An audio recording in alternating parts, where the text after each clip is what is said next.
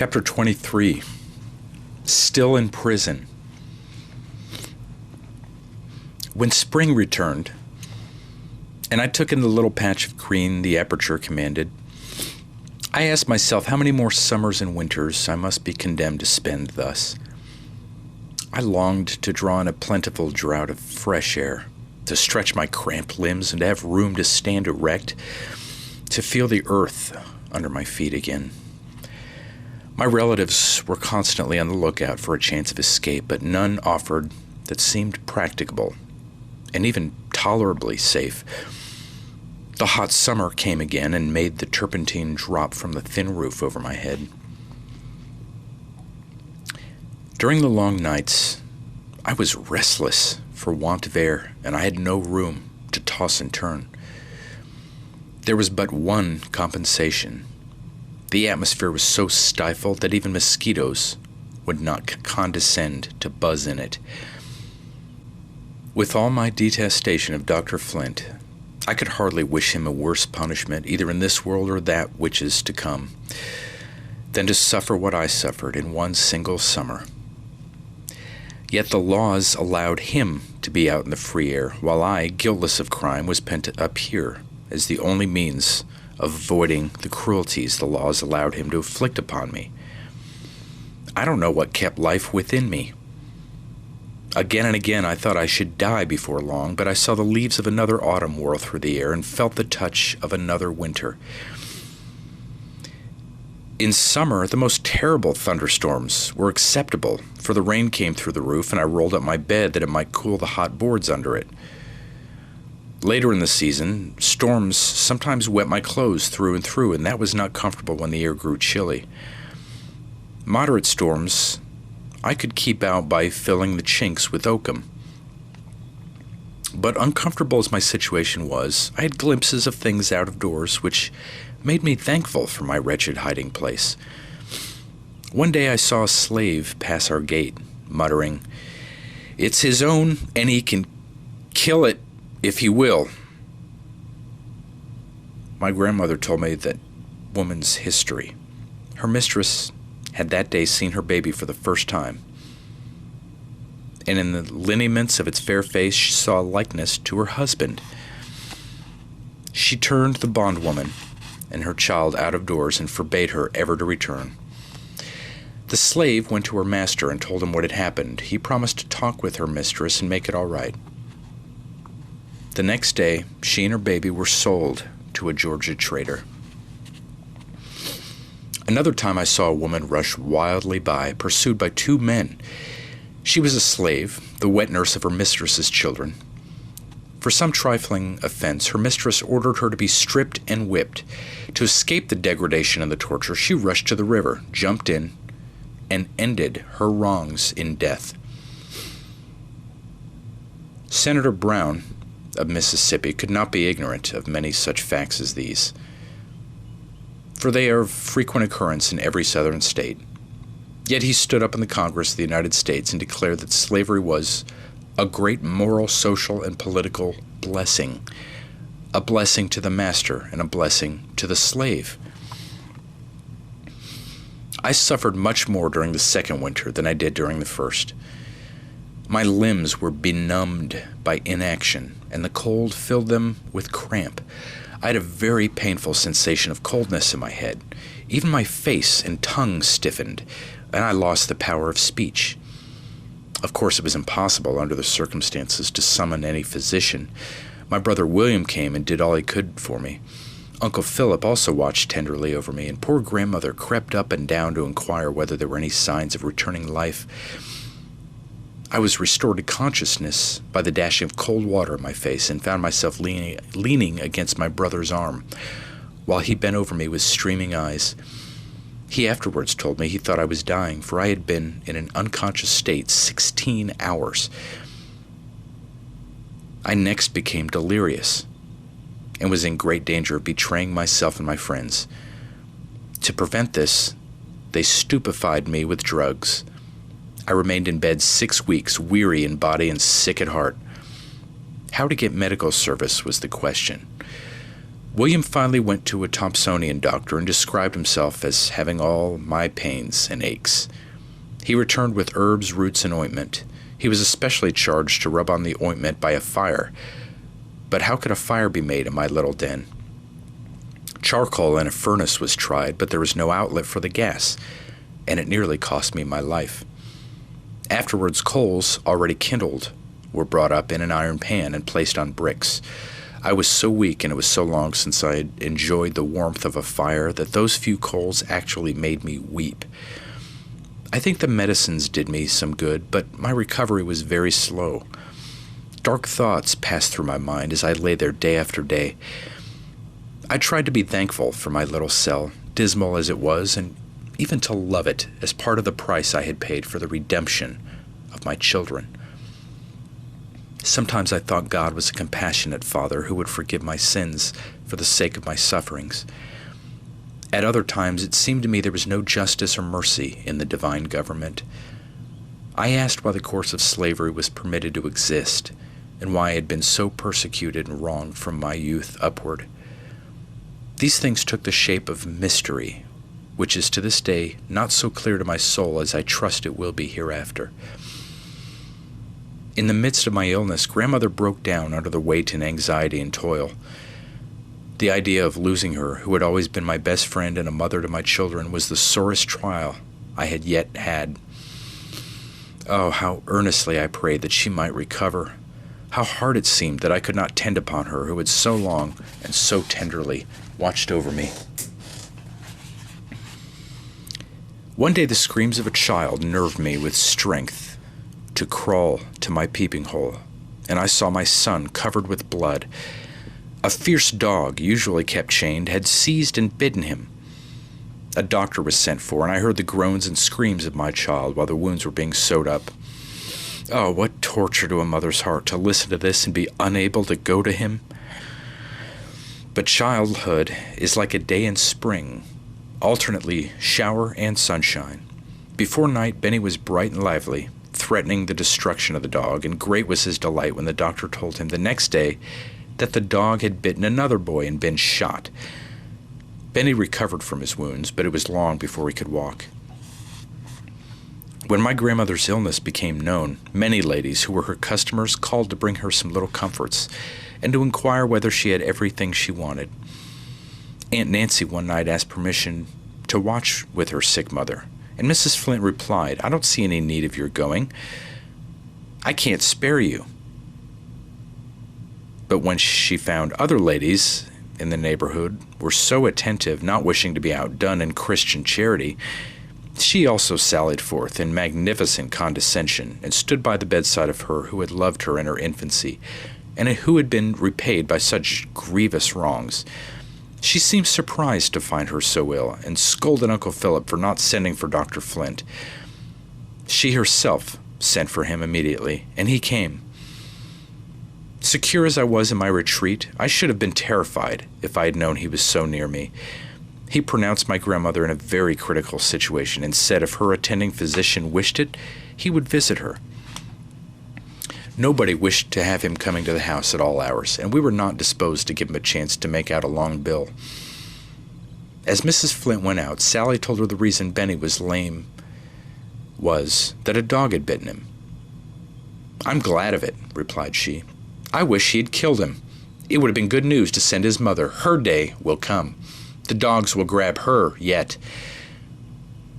With these Christian words, she and her husband departed, and to my great satisfaction, returned no more.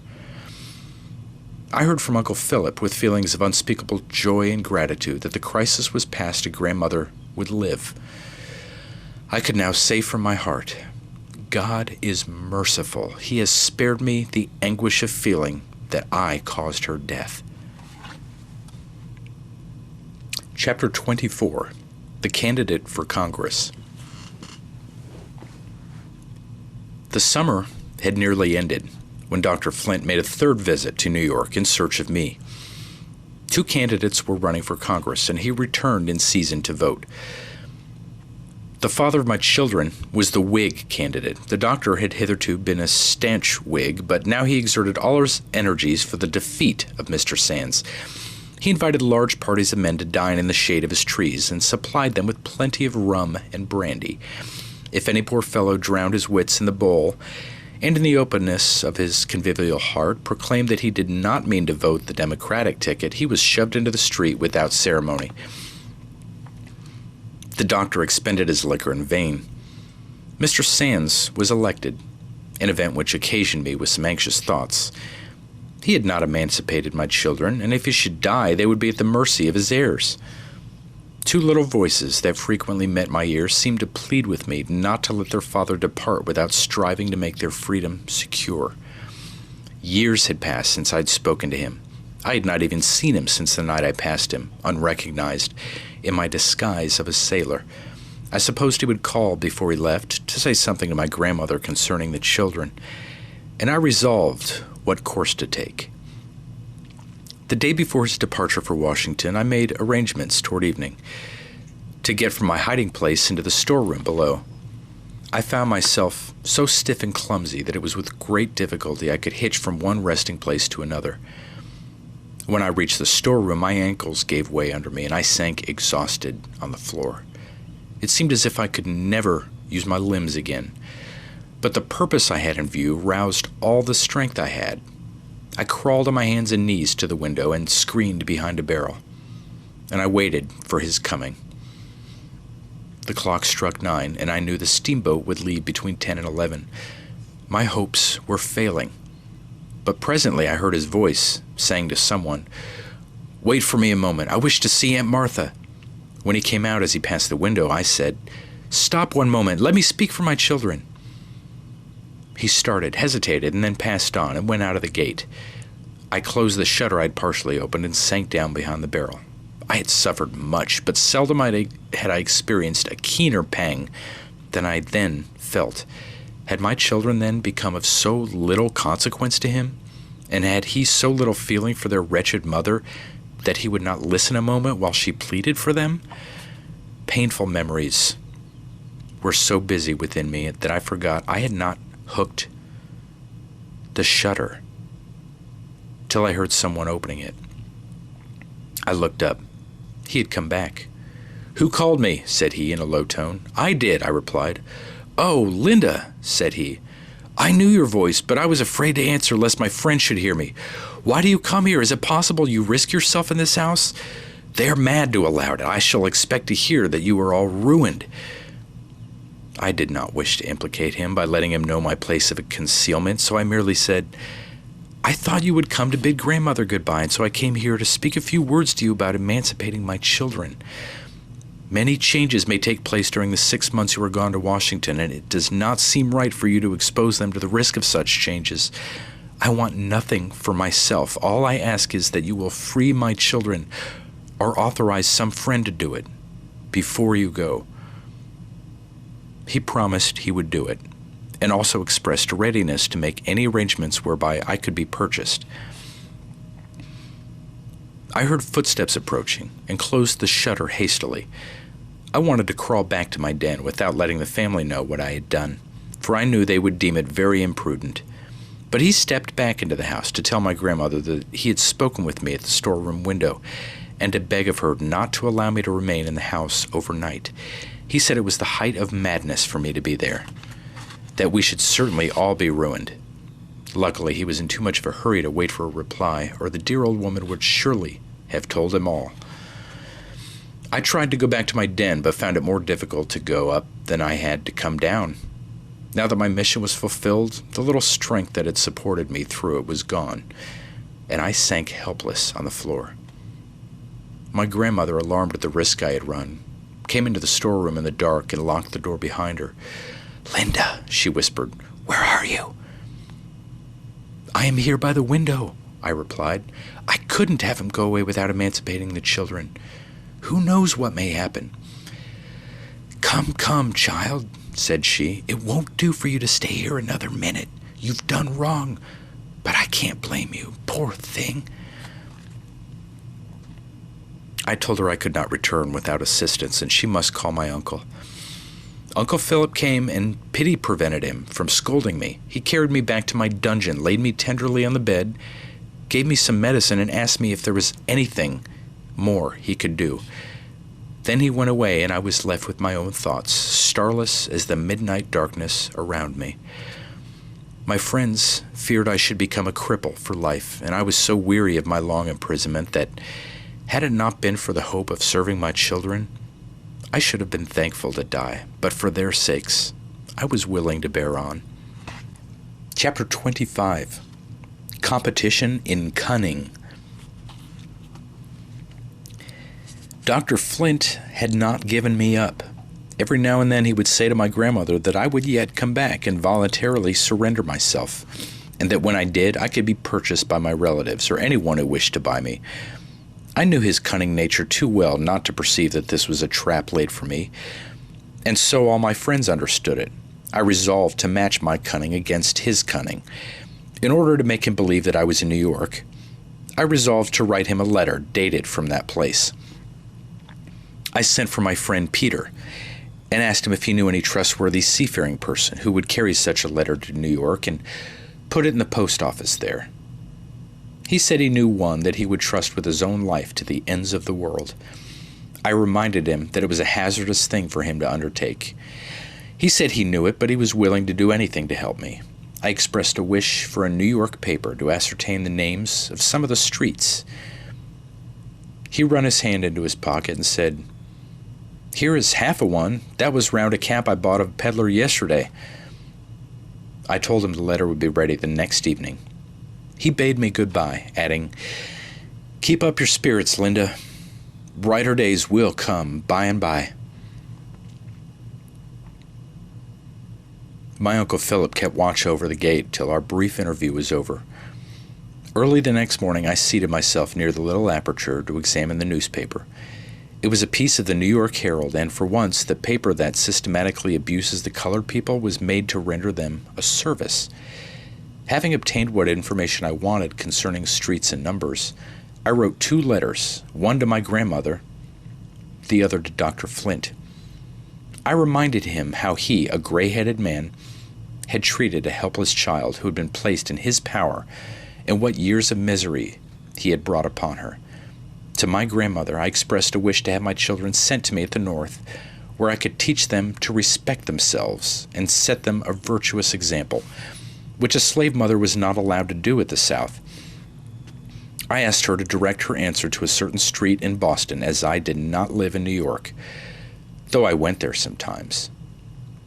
I dated these letters ahead to allow for the time it would take to carry them, and sent a memorandum of the date to the messenger. When my friend came for the letters, I said, "God bless and reward you, Peter, for this disinterested kindness. Pray be careful. If you are detected, both you and I will have to suffer dreadfully. I have not a relative who would dare do it for me." He replied, "You may trust to me, Linda. I don't forget that your father was my best friend, and I will be a friend to his children so long as God lets me live." It was necessary to tell my grandmother what I had done, in order that she might be ready for the letter and prepared to hear what Dr. Flint might say about my being at the North. She was sadly troubled. She felt sure mischief would come of it. I also told my plan to Aunt Nancy in order that she might report to us what was said at Dr. Flint's house. I whispered it to her through a crack, and she whispered back, "I hope it will succeed. I shan't mind being a slave all my life, if I can only see you and the children free." I had directed that my letters should be put into the New York post office on the 20th of the month. On the evening of the 24th, my aunt came to say that Dr. Flint and his wife had been talking in a low voice about a letter he had received, and that when he went to his office he promised to bring it when he came to tea. So I concluded I should hear my letter read the next morning. I told my grandmother Dr. Flint would be sure to come, and asked her to have him sit near a certain door, and leave it open that I might hear what he said. The next morning I took my station within sound of that door, and remained motionless as a statue. It was not long before I heard the gate slam and the well-known footsteps enter the house. He seated himself in the chair that was placed for him and said, "Well, Martha, I've brought you a letter from Linda. She has sent me a letter also. I know exactly where to find her, but I don't choose to go to Boston for her. I'd rather she would come back of her own accord in a respectable manner."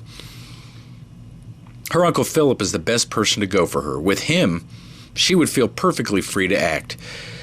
I am willing to pay his expenses, going and returning. She shall be sold to her friends. Her children are free, at least I suppose they are, and when you obtain her freedom, you'll make a happy family. I suppose, Martha, you have no objection to my reading to you the letter Linda has written to you. He broke the seal, and I heard him read it. The old villain! He had suppressed the letter I wrote to my grandmother and prepared a substitute of his own, the purport of which was as follows. Dear Grandmother, I have long wanted to write you, but the disgraceful manner in which I left you and my children made me ashamed to do it. If you knew how much I have suffered since I ran away, you would pity and forgive me. I have purchased freedom at a dear rate. If any arrangement could be made for me to return to the South without being a slave, I would gladly come. If not, I beg of you to send my children to the North. I cannot live any longer without them. Let me know in time, and I will meet them in New York or Philadelphia, whichever place best suits my uncle's convenience. Write as soon as possible to your unhappy daughter, Linda. It is very much as I expected it would be, said the old hypocrite, rising to go. You see, the foolish girl has repented of her rashness and wants to return. We must help her to do it, Martha. Talk with Philip about it. If he will go for her, she will trust to him and come back. I should like an answer tomorrow. Good morning, Martha. As he stepped out on the piazza, he stumbled over my little girl. Ah, Ellen, is that you? He said in his most gracious manner. I didn't see you. How do you do? Pretty well, sir, she replied. I heard you tell Grandmother that my mother is coming home. I want to see her. Yes, Ellen, I'm going to bring her home very soon, rejoined he, and you shall see her as much as you like, you little curly-headed nigger.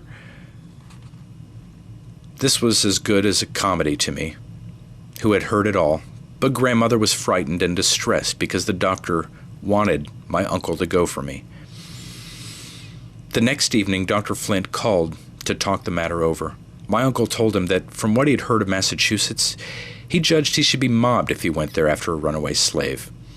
All stuff and nonsense, Philip, replied the doctor. Do you suppose I want you to kick up a row in Boston? The business can all be done quietly. Linda writes that she wants to come back. You are her relative, and she would trust you. The case would be different if I went. She might object to coming with me, and the damned abolitionists, if they knew I was her master, would not believe me. If I told them she had begged to go back, they would get up a row, and I should not like to see Linda dragged through the streets like a common Negro. She's been very ungrateful to me for all my kindness, but I forgive her, and I want to act the part of a friend towards her. I have no wish to hold her as my slave. Her friends can buy her as soon as she arrives here.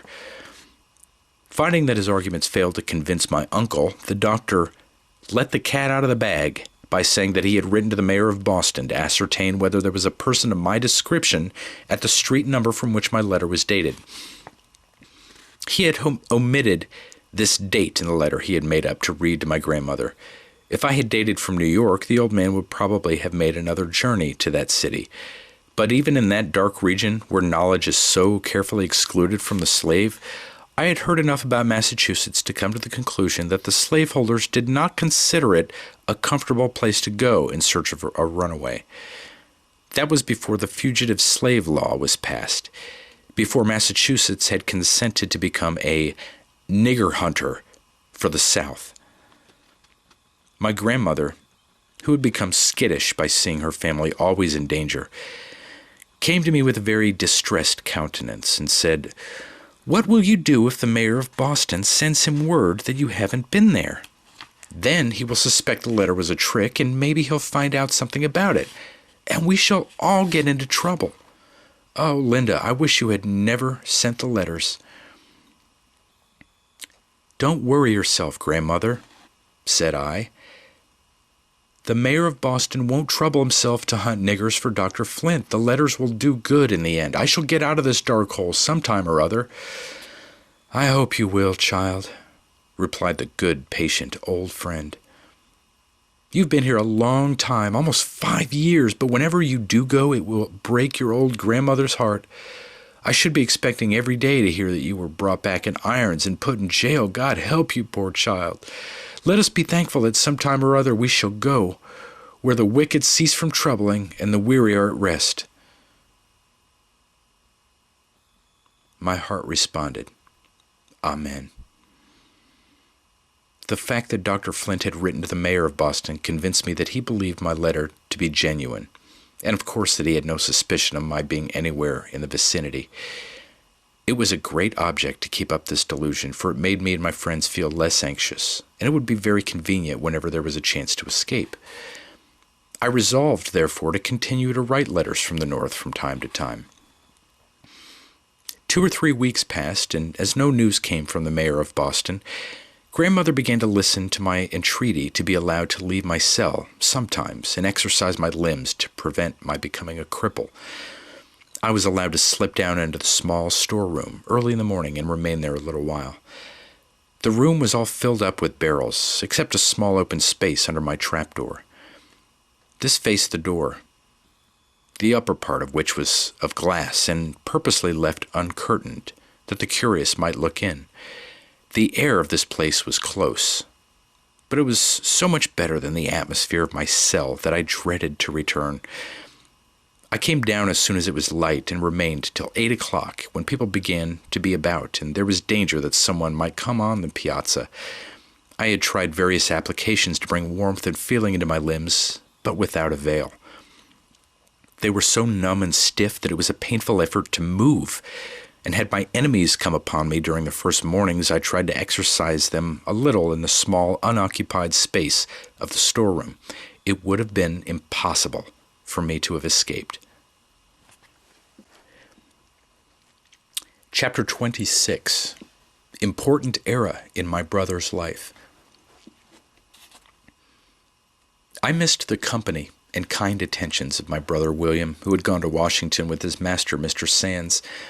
We received several letters from him, written without any allusion to me, but expressed in such a manner that I knew he did not forget me. I disguised my hand and wrote to him in the same manner. It was a long session, and when it closed, William wrote to inform us that Mr. Sands was going to the north, to be gone some time, and that he was to accompany him. I knew that his master had promised to give him his freedom, but no time had been specified. Would William trust to a slave's chances?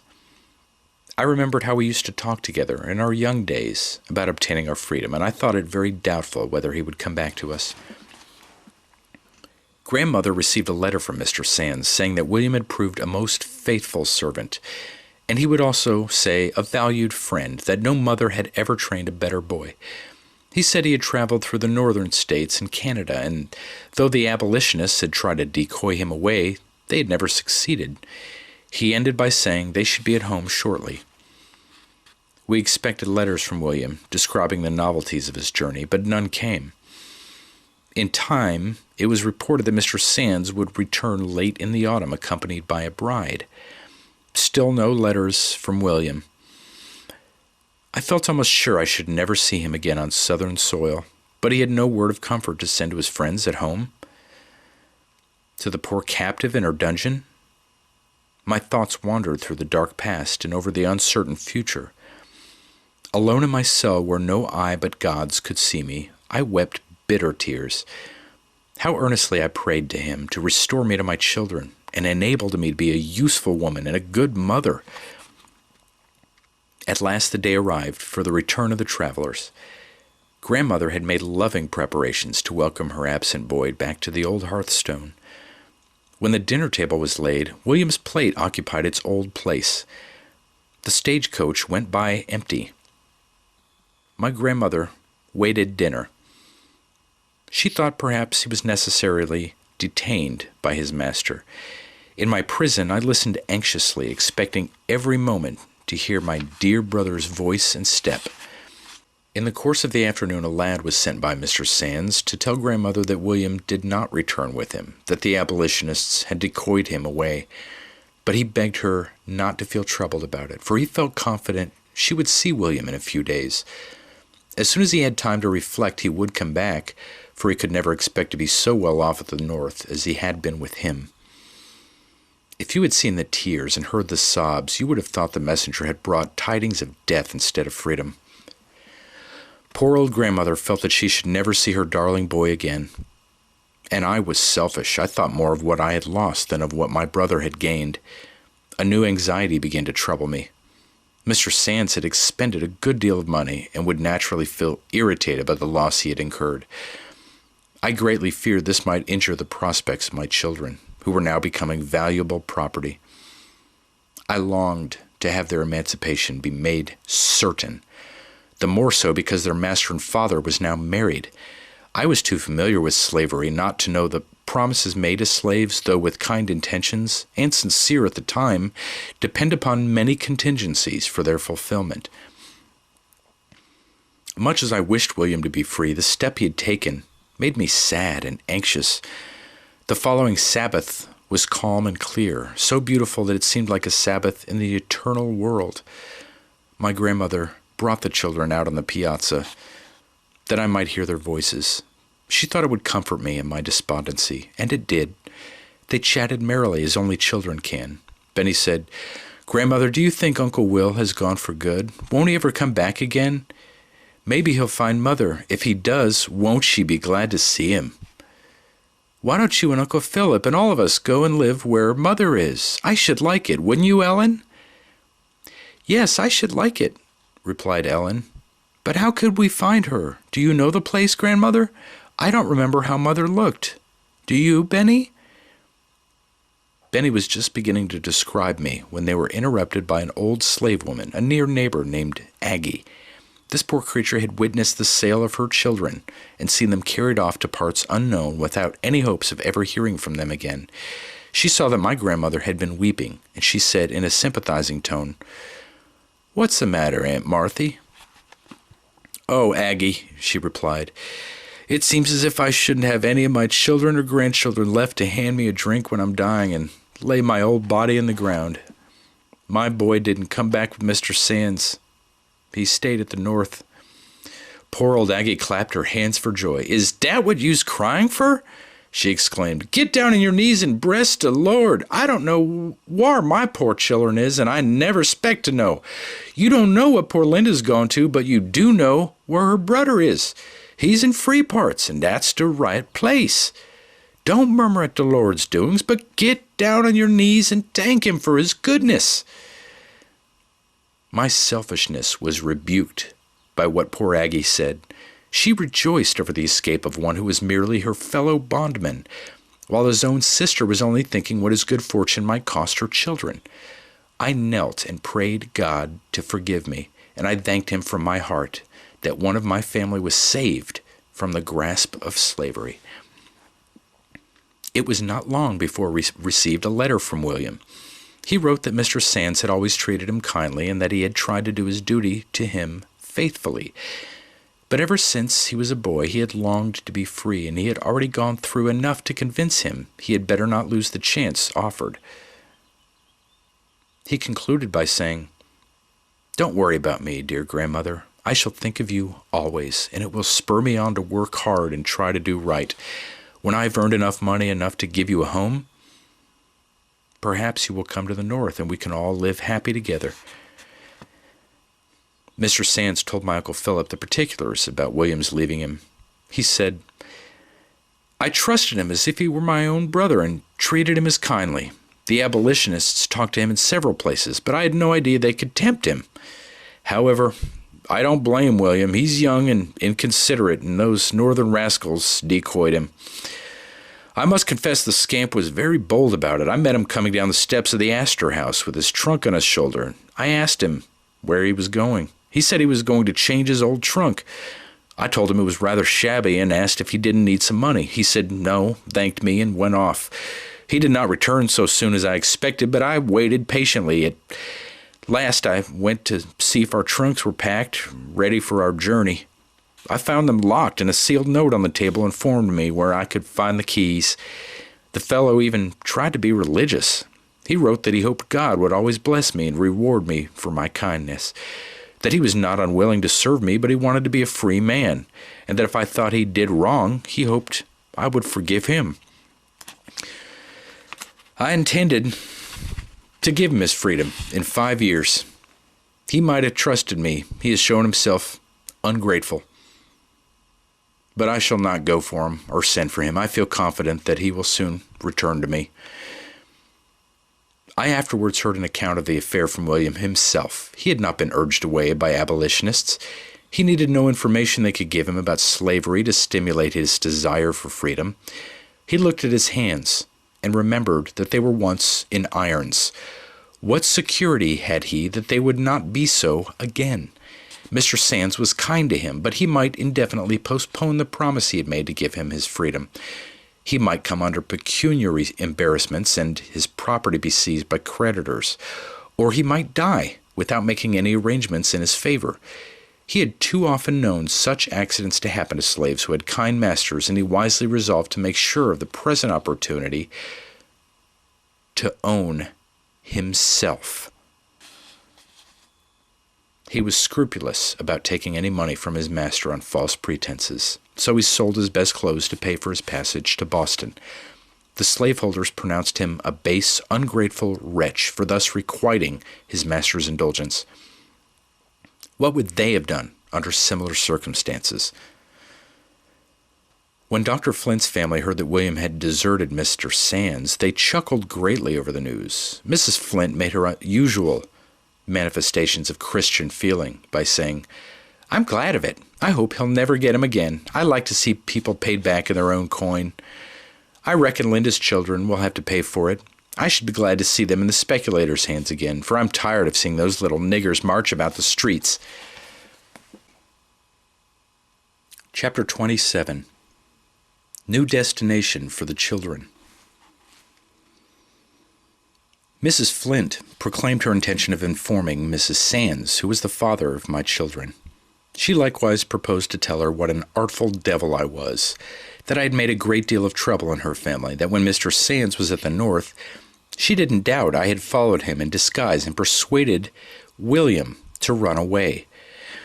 She had some reason to entertain such an idea, for I had written from the North from time to time, and I dated my letters from various places. Many of them fell into Dr. Flint's hands, as I expected they would, and he must have come to the conclusion that I traveled about a good deal. He kept a close watch over my children, thinking they would eventually lead to my detection. A new and unexpected trial was in store for me. One day when Mr. Sands and his wife were walking in the street, they met Benny. The lady took a fancy to him and exclaimed, "What a pretty little Negro! Whom does he belong to?" Benny did not hear the answer, but he came home very indignant with the stranger lady, because she had called him a Negro.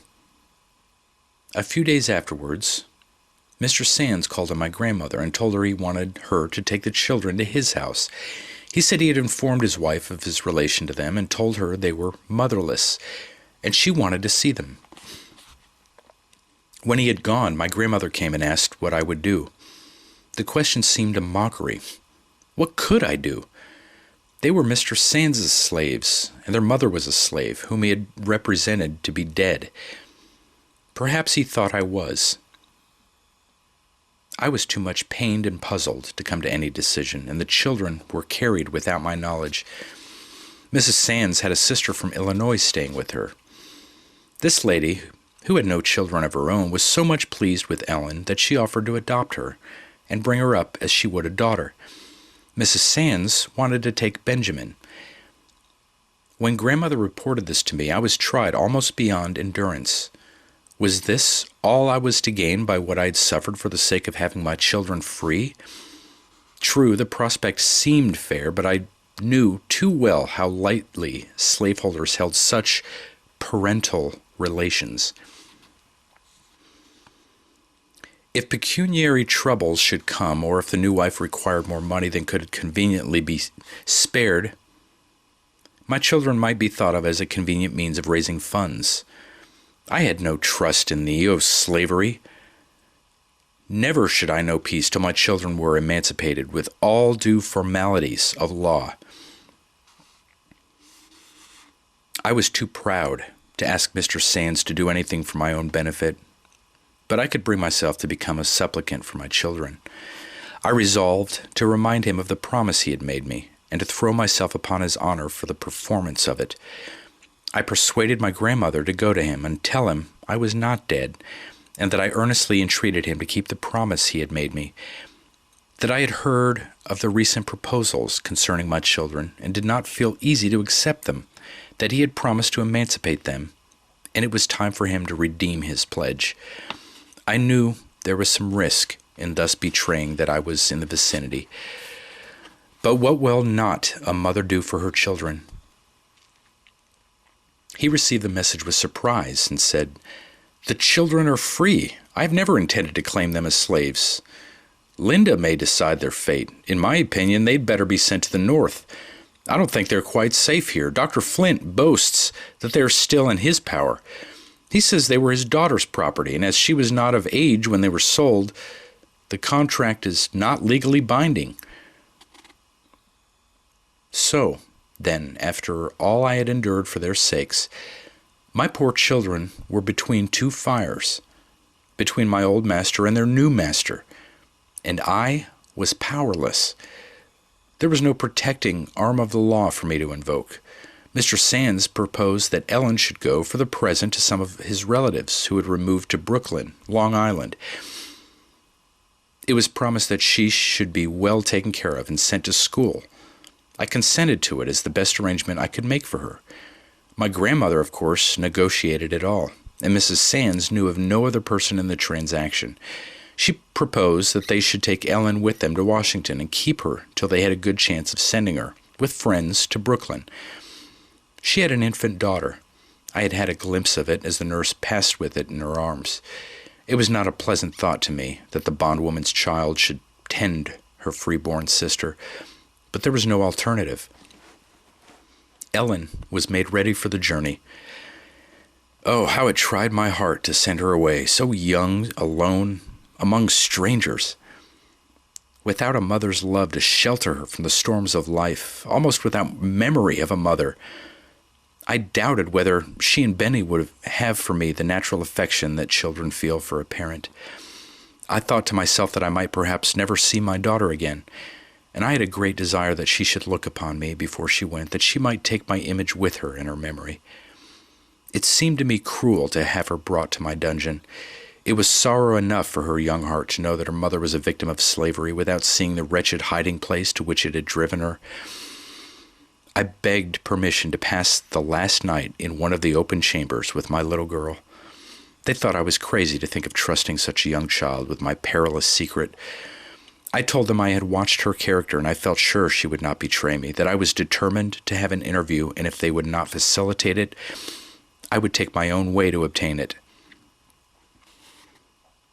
They remonstrated against the rashness of such a proceeding, but finding they could not change my purpose, they yielded. I slipped through the trapdoor into the storeroom, and my uncle kept watch at the gate, while I passed into the piazza and went upstairs to the room I used to occupy. It was more than 5 years since I had seen it, and how the memories crowded on me. There I had taken shelter when my mistress drove me from her house.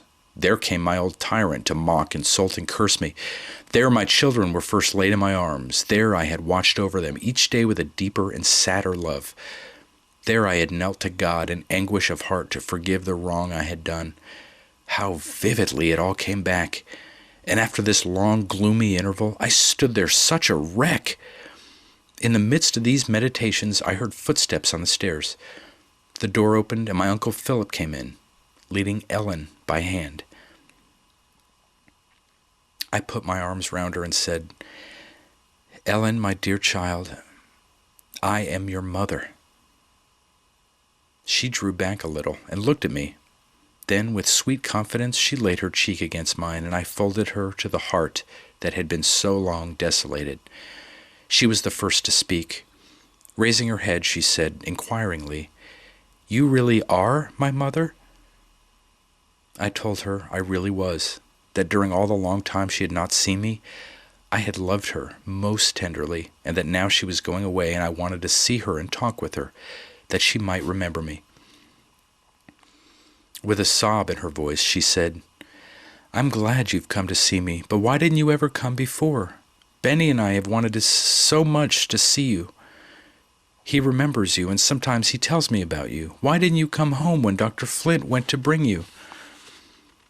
I answered, "I couldn't come before, dear, but now that I am with you, tell me whether you like to go away." "I don't know," said she, crying.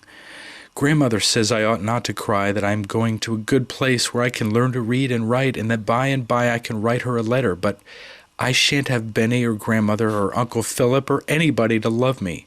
Can't you go with me? Oh, do go, dear mother."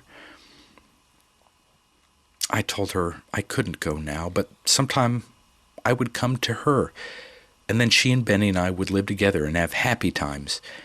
She wanted to run and bring Benny to see me now. I told her he was going to the north before long with Uncle Philip, and then I would come to see him before he went away. I asked if she would like to have me stay all night and sleep with her. "Oh, yes," she replied. Then turning to her uncle, she said pleadingly, "May I stay? Please, Uncle, she's my own mother." He laid his hand on her head and said solemnly, "Ellen, this is the secret. You have promised Grandmother never to tell. If you ever speak of it to anybody, they will never let you see your grandmother again, and your mother can never come to Brooklyn." "Uncle," she replied, "I will never tell." He told her she might stay with me, and when he had gone, I took her in my arms and told her I was a slave, and that was the reason she must never say she had seen me. I exhorted her to be a good child, to try to please the people where she was going, and that God would raise her up friends. I told her to say her prayers and remember always to pray for her poor mother, and that God would permit us to meet again. She wept, and I did not check her tears. Perhaps she would never again have a chance to pour her tears into a mother's bosom. All night she nestled in my arms, and I had no inclination to slumber. The moments were too precious to lose any of them. Once, when I thought she was asleep, I kissed her forehead softly, and she said, "I'm not asleep, dear mother." Before dawn, they came to take me back to my den. I drew aside the window curtain to take a last look at my child. The moonlight shone on her face, and I bent over her as I had done years before that wretched night when I ran away. I hugged her close to my throbbing heart, and tears too sad for such young eyes to shed flowed down her cheeks as she gave her last kiss and whispered in my ear, "Mother, I will never tell." And she never did. When I got back to my den, I threw myself on the bed and wept there, alone in the darkness. It seemed as if my heart would burst. When the time for Ellen's departure drew nigh, I could hear neighbors and friends saying to her, "Goodbye, Ellen. I hope your poor mother will find you out. Won't you be glad to see her?" She replied, "Yes, ma'am." And they little dreamed of the weighty secret that weighed down on her young heart. She was an affectionate child, but naturally very reserved, except with those she loved. And I felt secure that my secret would be safe with her. I heard the gate close after her with such feelings as only a slave mother can experience. During the day, my meditations were very sad. Sometimes I feared I had been very selfish not to give up all claim to her and let her go to Illinois to be adopted by Mrs. Sand's sister. It was my experience of slavery that decided me against it. I feared that circumstances might arise that would cause her to be sent back. I felt confident that I should go to New York myself, and then I should be able to watch over her and in some degree protect her. Dr. Flint's family knew nothing of the proposed arrangement till after Ellen was gone, and the news displeased them greatly. Mrs. Flint called on Mrs. Sand's sister to inquire into the matter. She expressed her opinion very freely as to the respect Mr. Sands showed for his wife, and for his own character in acknowledging those young niggers. And as for sending Ellen away, she pronounced it to be just as much stealing as it would be for him to come and take a piece of furniture out of her parlor. She said her daughter was not of age to sign the bill of sale, and the children were her property. And when she became of age or was married, she could take them, wherever she could lay hands on them. Miss Emily Flint, the little girl to whom I had been bequeathed, was now in her 16th year. Her mother considered it all right and honorable for her or her future husband to steal my children. But she did not understand how anybody could hold up their heads in respectable society after they had purchased their own children, as Mr. Sands had done. Dr. Flint said very little. Perhaps he thought that Benny would be less likely to be sent away if he kept quiet. One of my letters that fell into his hands was dated from Canada, and he seldom spoke of me now. This state of things enabled me to slip down into the storeroom more frequently, where I could stand upright and move my limbs more freely. Days, weeks, and months passed, and there came no news of Ellen. I sent a letter to Brooklyn, written in my grandmother's name, to inquire whether she had arrived there. Answer was returned that she had not. I wrote to her in Washington, but no notice was taken of it. There was one person there who ought to have had some sympathy with the anxiety of the child's friends at home, but the links of such relations as he had formed with me are easily broken and cast away as rubbish. Yet how protectingly and persuasively he once talked to the poor, helpless slave girl, and how entirely I trusted him. But now suspicions darkened my mind. Was my child dead? Or had they deceived me and sold her? If the secret memoirs of many members of Congress should be published, curious details would be unfolded. I once saw a letter from a member of Congress to a slave who was the mother of 6 of his children. He wrote to request that she would send her children away from the great house before his return, as he expected to be accompanied by friends.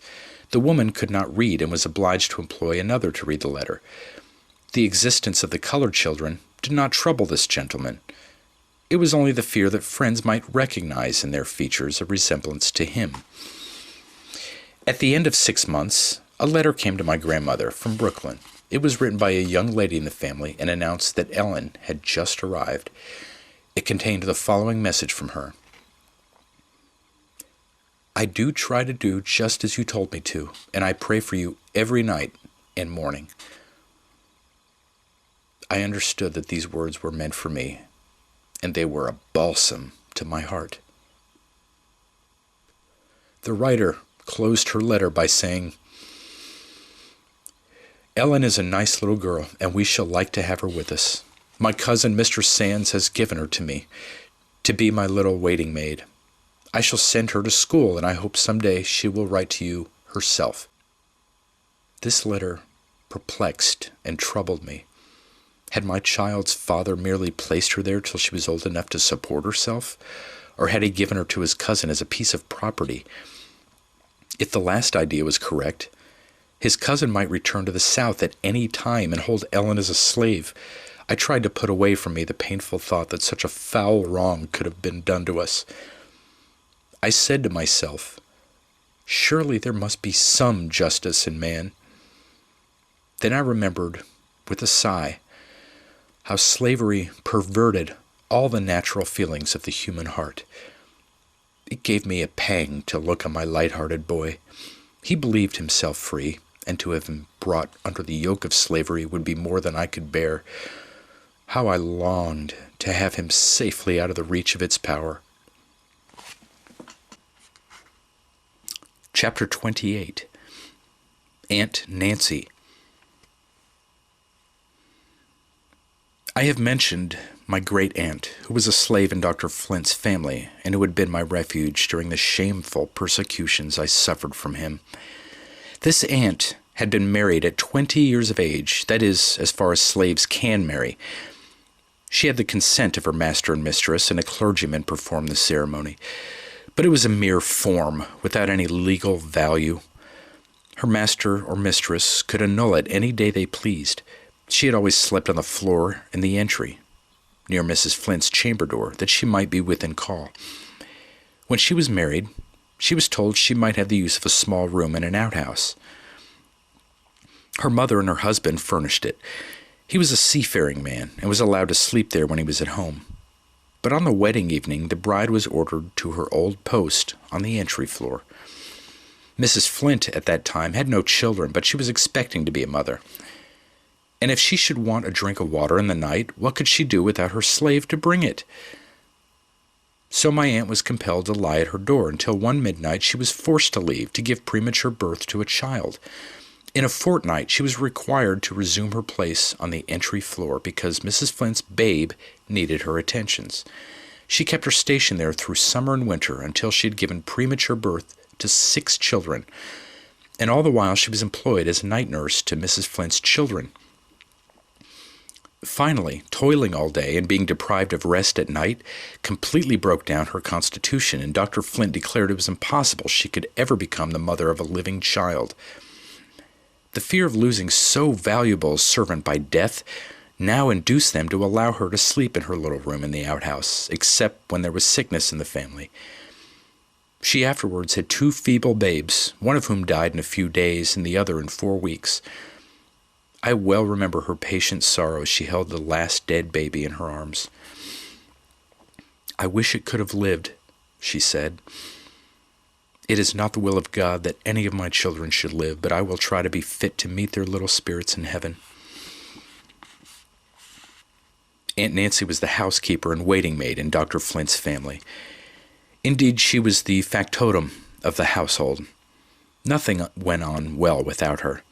She was my mother's twin sister, and as far as was in her power, she supplied a mother's place to us orphans. I slept with her all the time I lived in my old master's house, and the bond between us was very strong. When my friends tried to discourage me from running away, she always encouraged me. When they thought I had better return and ask my master's pardon because there was no possibility of escape, she sent me word never to yield. She said if I persevered, I might, perhaps, gain the freedom of my children.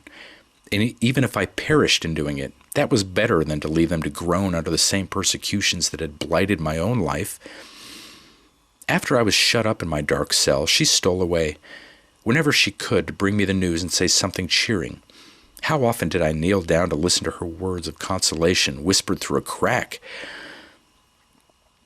"I am old and have not long to live," she used to say, "and I could die happy if I could only see you and the children free." "You must pray to God, Linda, as I do for you, that he will lead you out of this darkness." I would beg her not to worry herself on my account, that there was an end of all suffering sooner or later, and that whether I lived in chains or in freedom, I should always remember her as the good friend who had been the comfort of my life. A word from her always strengthened me, and not me only. The whole family relied upon her judgment and were guided by her advice. I had been in my cell 6 years when my grandmother was summoned to the bedside of this, her last remaining daughter.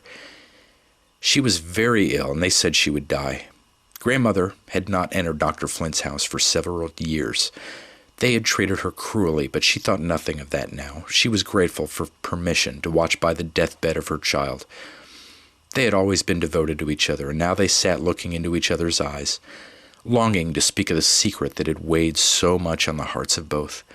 My aunt had been stricken with paralysis. She lived but 2 days, and the last day she was speechless.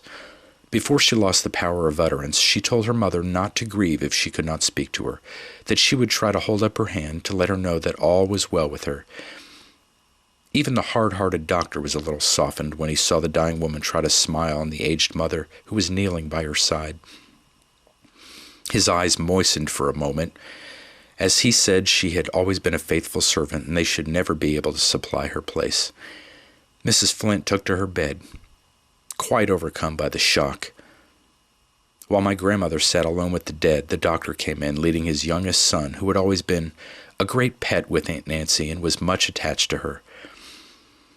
"Martha," said he, "Aunt Nancy loved this child, and when he comes where you are, I hope you will be kind to him for her sake."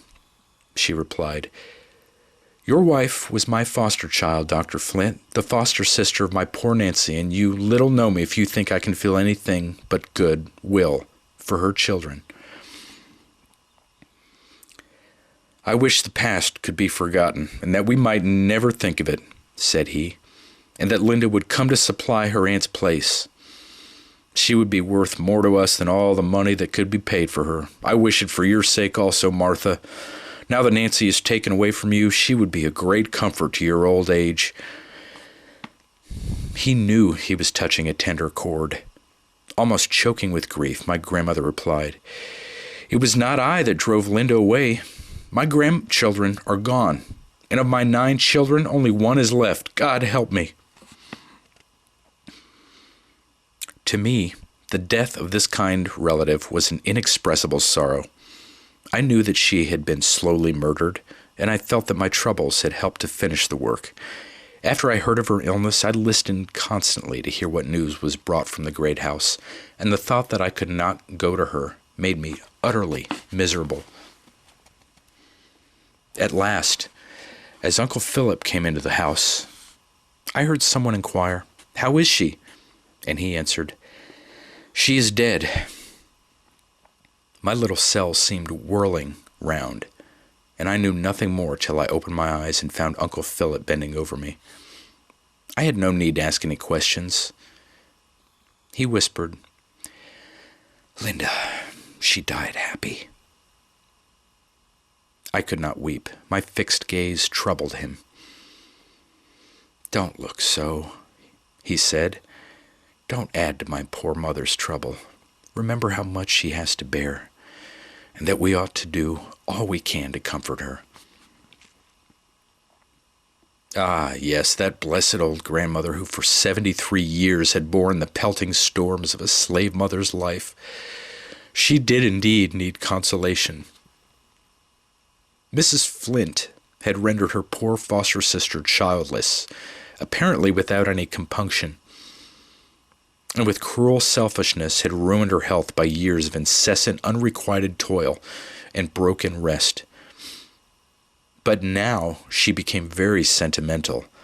I suppose she thought it would be a beautiful illustration of the attachment existing between slaveholder and slave if the body of her old worn-out servant was buried at her feet.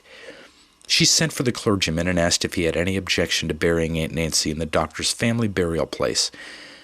No colored person had ever been allowed interment in the white people's burying ground, and the minister knew that all the deceased of our family reposed together in the old graveyard of the slaves.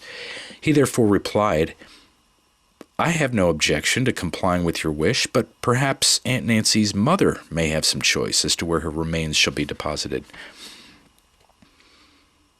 It had never occurred to Mrs. Flint that slaves could have any feelings. When my grandmother was consulted, she at once said she wanted Nancy to lie with all the rest of her family, and where her own old body would be buried. Mrs. Flint graciously complied with her wish, though she said it was painful to her to have Nancy buried away from her.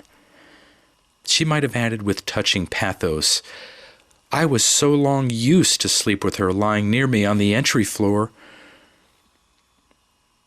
My Uncle Philip asked permission to bury his sister at his own expense, and slaveholders are always ready to grant such favors to slaves and their relatives. The arrangements were very plain but perfectly respectable. She was buried on the Sabbath, and Mrs. Flint's minister read the funeral service.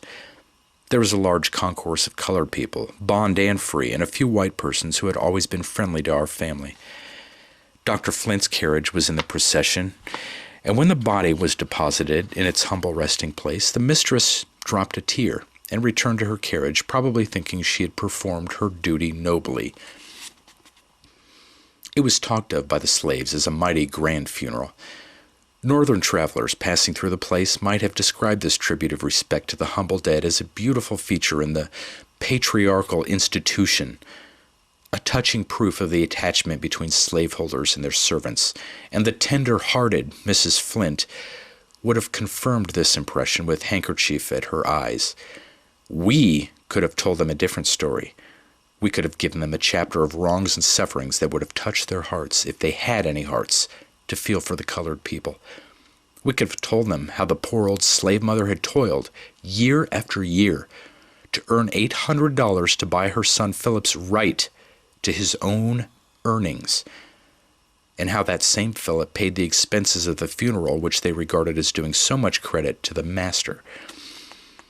We could also have told them of a poor, blighted young creature shut up in a living grave for years, to avoid the tortures that would be inflicted on her if she ventured to come out and look on the face of her departed friend.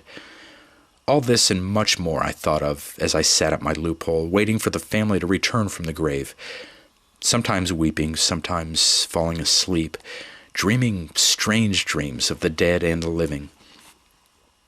It was sad to witness the grief of my bereaved grandmother. She had always been strong to bear, and now as ever religious faith supported her. But her dark life had become still darker, and age and trouble were leaving deep traces on her withered face. She had 4 places to knock for me to come to the trapdoor, and each place had a different meaning.